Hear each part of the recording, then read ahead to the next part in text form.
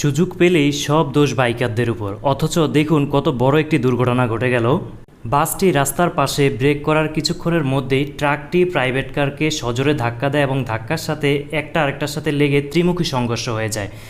মানে বাসের মেজর কোনো দোষ এখানে দেখা যাচ্ছে না, কিন্তু প্রাইভেট কারটি নিয়ন্ত্রণ করতে পারেনি, পাশাপাশি ট্রাকটি আবার প্রাইভেট কারটিকে সজোরে চাপ দেওয়ার কারণেই কিন্তু পেছন থেকে এটা দুমড়ে মুচড়ে গিয়েছে। অথচ বাইকাররা যদি এই ধরনের কোনো দুর্ঘটনায় রাস্তায় পড়ে তখন শুধুমাত্র বাইকের উপর দোষ চাপিয়ে দেওয়া হয়। রাস্তায় কিন্তু সব ধরনের যানবাহনই দুর্ঘটনার শিকার হয়। যানবাহন যেটাই হোক, বাইক, কার, বাস, ট্রাক, যদি চালক এবং রাস্তার নিয়মাবলী দুটার সমন্বয় না করা হয়, সচেতন না হয়, যে কোনো যানবাহনই কিন্তু দুর্ঘটনার শিকার হতে পারে। নিরাপদ চালক এবং নিরাপদ সড়ক দুটি খুব প্রয়োজন। এই ধরনের গুরুত্বপূর্ণ ভিডিও নিয়মিত পেতে আমাদের চ্যানেলটি ইউটিউবে সাবস্ক্রাইব করুন এবং ফেসবুকে ফলো করুন। ভিডিওটি শেয়ার করে রাখতে পারেন।